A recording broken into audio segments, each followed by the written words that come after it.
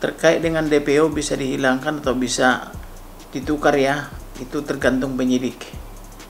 Tapi menurut saya siapa pelakunya harus diumbar ke publik seterang-terangnya. Vina udah tembus 5 juta. Minta royalti yang banyak, jangan mau kalau dikasih 1 M. Pasti sih keluarganya Vina udah dikasih royalti ya. Itu udah pasti. Tapi mereka tidak mengerti bahwa keuntungan pembuatan film itu adalah besar kalau bisa tembus sampai 1 juta.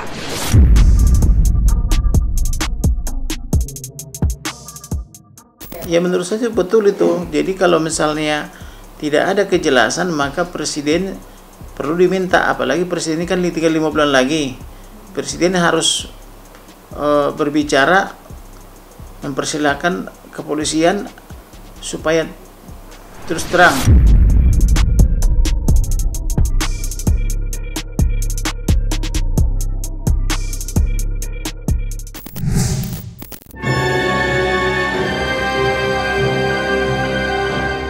Kasus yang mengakibatkan hilangnya nyawa Vina, gadis asal Cirebon, hingga saat ini masih menjadi bola liar yang menggelinding deras di jagat media sosial. Apalagi perkara ini turut memunculkan sebuah teka-teki terkait sosok 2 DPO yang hingga kini masih belum diketahui keberadaan dan kejelasannya. Akan tetapi, Polda Jawa Barat baru saja mengumumkan jika Peggy Setiawan alias Peron sebagai satu-satunya DPO dari kasus yang mengakibatkan hilangnya nyawa Vina. Dan sejak adanya pernyataan tersebut, pihak kuasa hukum Vina pun mendesak agar pihak kepolisian tetap mencari pelaku yang diyakini bukan berbentuk fiktif. Adapun polemik itu mencuat, Kamarudin Simanjuntak selaku praktisi hukum ikut buka suara soal 2 DPO yang selama ini dianggap fiktif.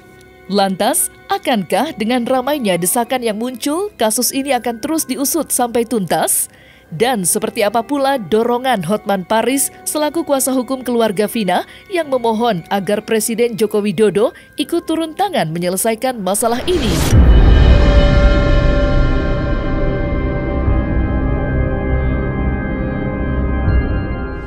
Kasus Vina Cirebon, Hotman Paris sebagai kuasa hukum keluarga Vina memberikan komentar atas berbagai isu di medsos.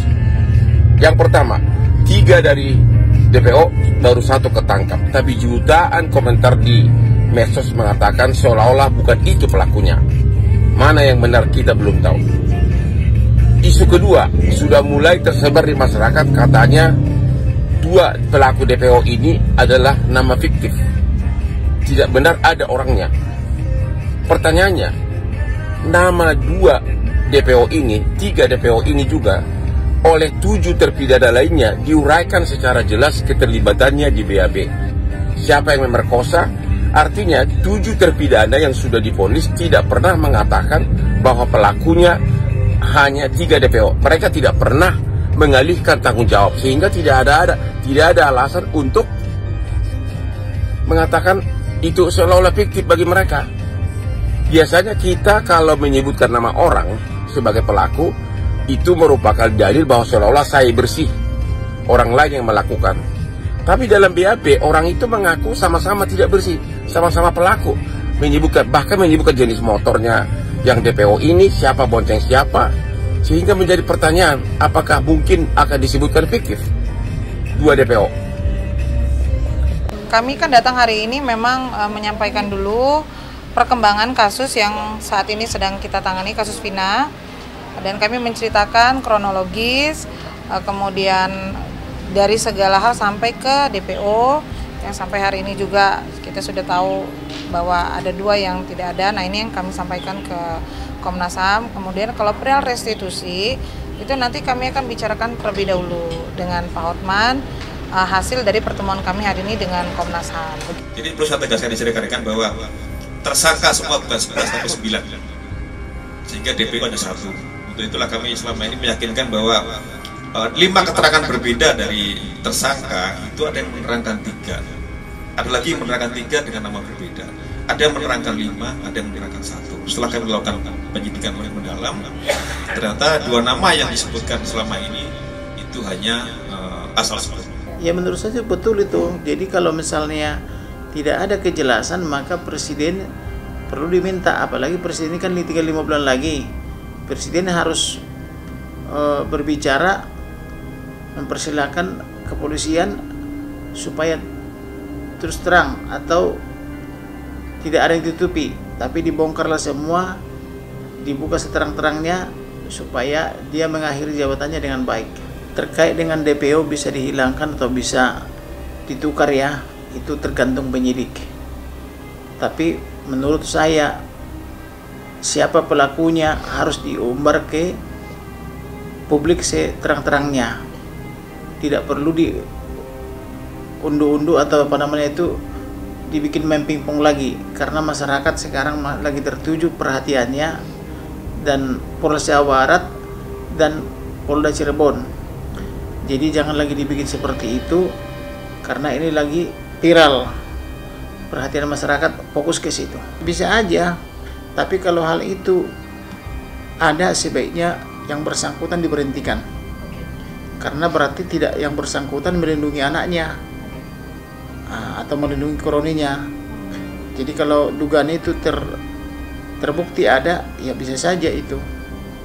Tapi menurut saya apapun keluarganya atau siapapun ayah ibunya, usut setuntas-tuntasnya demi kepastian hukum, keadilan dan kemanfaatannya untuk masyarakat Cirebon, khususnya masyarakat yang menjadi korban atau pelaku tindak pidana ini. Ya bisa saja anak 3 orang itu adalah 3 yang bersangkutan itu adalah anak petinggi negeri, tetapi setinggi-tingginya pejabat tinggi negeri suatu ketika nanti atau suatu saat kan pasti pensiun. Oleh karena itu diminta kepada Polres Cirebon, demikian juga Polda Jawa Barat, daripada kalian menanggung dosa, langsung ungkap aja siapa namanya. Kalau misalnya mengungkapnya, misalnya takut-takut kalau Anda sendirian, bisa dikirim ke kita kok.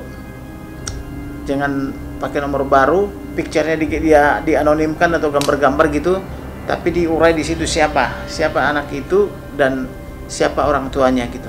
Kalau saya mendukung keluarga Pina itu, termasuk juga keluarga cowok itu, apabila masih belum ditangkap yang buron 3 orang ini, itu adalah PR penyidik. Maka kita akan berikan support supaya penyidiknya benar-benar berkontribusi untuk penegakan hukum di Indonesia.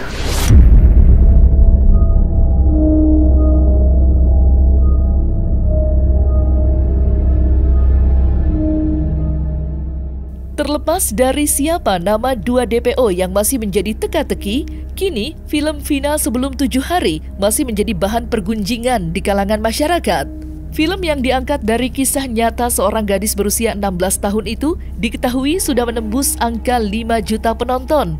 Sontak, angka tersebut menuai banyak sorotan, termasuk selebritis tanah air. Satu yang mencolok ialah komentar dari Nikita Mirzani yang baru-baru ini diunggah olehnya.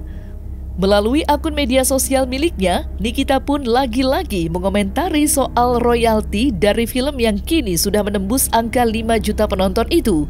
Menurutnya, Nikita Mirzani menyarankan agar keluarga Vina segera meminta hak royalti dari film tersebut.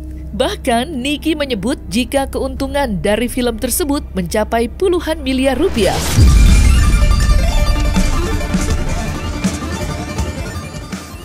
Vina udah tembus 5 juta. Minta royalti yang banyak, jangan mau kalau dikasih 1 M. Pasti sih keluarganya Vina udah dikasih royalti ya. Itu udah pasti. Tapi mereka tidak mengerti bahwa keuntungan pembuatan film itu adalah besar kalau bisa tembus sampai 1 juta. Apalagi kalau udah tembus 5 juta. Biasanya royalti itu dikasihnya dikit karena orang-orang daerah tuh nggak paham. Kalau kita biasanya paling dikasih sekitaran 500 sampai 1 M. Itu nggak cukup, jangan mau. Mereka udah dapat keuntungan itu berapa Pak? 15, kurang lebih 15 M kali 5. Ya bisa 13M, bisa 12M, kita pukul aja 13M deh ya, 13M kali 5, 13, 13, tah.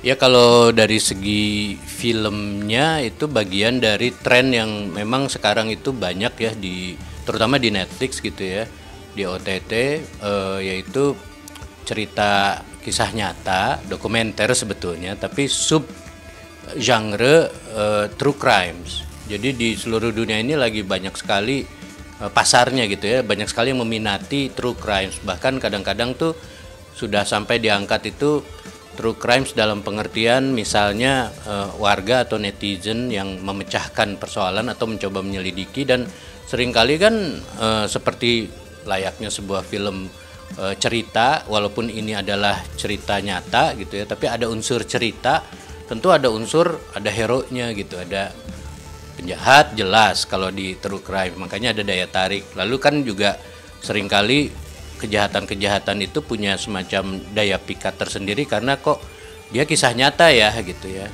Jadi sebagai pasar mau tidak mau banyak yang tertarik untuk misalnya, kan di Indonesia banyak gitu kasus-kasus kejahatan, dan salah satu yang sangat kontroversial pada saat persidangan misalnya sampai beberapa yang secara lebay kan bilang katanya wah kayak O.J. Simpson gitu ya. Padahal menurut saya sih agak beda, tapi dari segi kegaduhan yang ditimbulkan, pembicaraan gitu, ini salah satu yang memang sangat kuat, apalagi di era medsos kan. Ditangkaplah itu sebagai sebuah bahan untuk menjadi sebuah true crime. Jadi mungkin ini semacam bukan pilot ya, tetapi oke nih Indonesia nih pasarnya gede. Bagaimana kalau subjeknya itu juga kasus di Indonesia? Nah, memang kasusnya sendiri sangat menarik ya. Orang nggak usah difilmin ya, diomongin di medsos aja udah seru sendiri orang gitu kan. Jadi wajarlah kemudian ini jadi produk, dan produknya memang ketika diluncurkan langsung sebagai tontonan tayangan itu kan salah satu yang paling populer ya. Nah, sekarang ini lagi rame-ramenya juga gitu kan diomongkan. Ramenya apa sih? Kontroversi yang masih berlanjut dari kasusnya, iya. Tapi kalau saya mau melihat sebagai film, saya terus terang tuh nggak genah gitu loh nontonnya, karena untuk subjek yang sebetulnya tragis ini terlalu banyak style, terlalu distilisasi.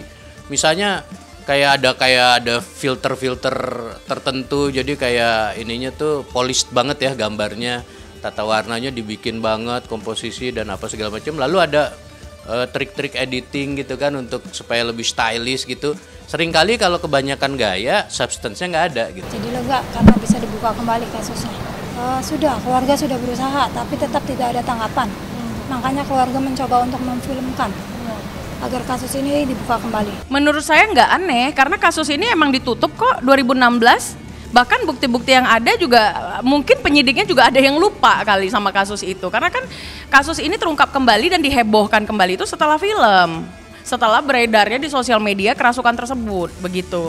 Jadi mungkin saja orang sekitar, kayak kita misalnya di daerah kita ini pernah kejadian apa gitu ya. Kita bahkan nggak pernah tahu kok gitu. Tapi saya tidak kemudian membela beliau ya. Salah juga kalau kita langsung menuduh tanpa bukti-bukti yang konkret gitu. Di sisi lain, sorotan tajam pun tertuju pula kepada sosok Linda yang mengaku sempat dirasuki roh dari almarhumah Vina. Bukan tanpa sebab, sebelum Linda menyingkap tabir kebohongan yang ada, kasus kecelakaan tunggal sempat dinyatakan sebagai penyebab meninggalnya Vina dan Eki. Hal itu pun dijadikan acuan dan berhasil membantu aparat kepolisian menahan 8 orang tersangka. Menariknya, hal itu justru menggulirkan tanya di benak masyarakat. Apalagi kini muncul banyak pihak yang mempertanyakan keaslian dari kejadian kerasukannya itu. Tak main-main, sebagian oknum netizen bahkan menjadi curiga kalau ia adalah dalang yang sebenarnya. Dan kini, hal tersebut pun akhirnya terjawab setelah sosok wanita yang diduga bernama Linda kini kembali muncul ke permukaan setelah beredarnya video sosok wanita yang kembali kerasukan arwah Vina. Oleh karenanya, banyak spekulasi jika sosok tersebut merupakan sosok Linda yang kini dicari oleh halayak luas.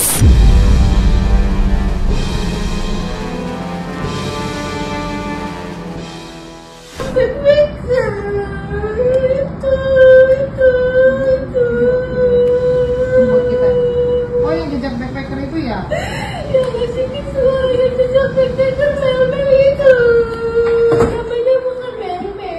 Selamat malam juga Mas, ini saya dari saksi yang ada di TKP terakhir. Siapa namanya? Nggak tahu, tapi itu bilang kan yang kena. Oh, dia ikut-ikutan juga salah satunya? Iya. Oh, telah lagi itu suaranya. Minta keterangan ke dia. Itu beda pasti. Dia berbelit-belit, dia yang lakuin. Dia ngapain Pina? Dia ngapain Pina? Ikut pukulin, ikut perkosa. Oh gitu. Kami juga baru tahu dari YouTube ya kemarin. Ya.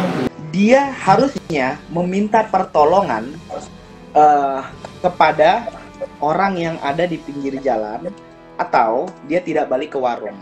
Oke, sebentar. Kita perhatikan nih jaraknya. Jaraknya itu hanya kurang lebih 3 menit. Kalau kita naik mobil ya, jaraknya cuma 1 kilo. Bayangkan. Dari mana nih? Di saat dari flyover ke dari titik SMP TKP, 11. dari jembatan flyover. Flyover. Itu jaraknya ke SMP itu cuma 1,1 km. Cuma 1,1 kilo. Bayangkan, untuk mencari bantuan, dia harus menempuh jalan 1,1 km dan balik lagi ke dalam gang tempat mereka terjadinya penyiksaan.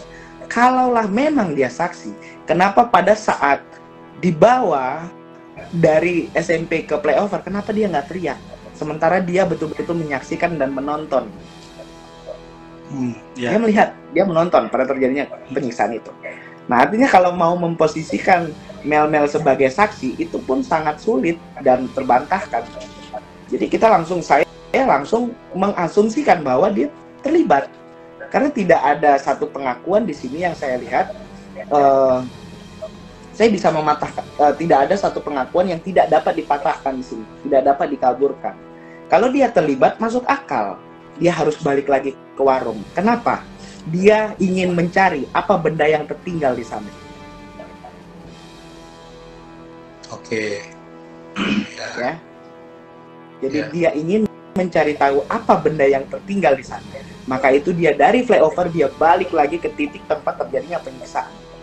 Itu kalau saya memposisikan Mel sebagai orang yang terlibat dalam hal ini. Itu asumsi pertama. Asumsi kedua, kenapa dia harus balik lagi ke tempat itu? Untuk memastikan siapa orang yang melihat pada saat kami lewat untuk mengantarkan Vina dan Eki ke flyover. Karena di sana dia mengatakan ada warung yang sudah mau tutup. Ya kan? Dia mengatakan ada warung yang sudah mau tutup. Dia ingin mencari kejelasan untuk menghilangkan jejaknya bahwa warung itu benar menyaksikan atau tidak pada saat lewat tadi. Gitu. Nah, jadi dia tidak punya kekuatan untuk membantah semua pengakuan dia di dalam rekaman itu. Maka itu saya bilang, kalau saya bisa bertemu dengan orang ini, saya paling lama memiliki waktu 1 jam untuk membuat dia mengaku dia terlibat atau tidak, dia saksi atau tidak, ataukah dia hanya pansos semata. Kan itu dia di alam bawah sadar ya. Iya. Kan itu hanya sekedar petunjuk, jangan juga kita percayai. Ya makanya itu kan yang bisa membuktikan nanti pada saat pemeriksaan. Kan belum terjadi pemeriksaan, jadi mungkin kita bisa bicara setelah nanti pemeriksaannya Linda gitu loh. Kalau sekarang belum bisa berkomentar apa-apa.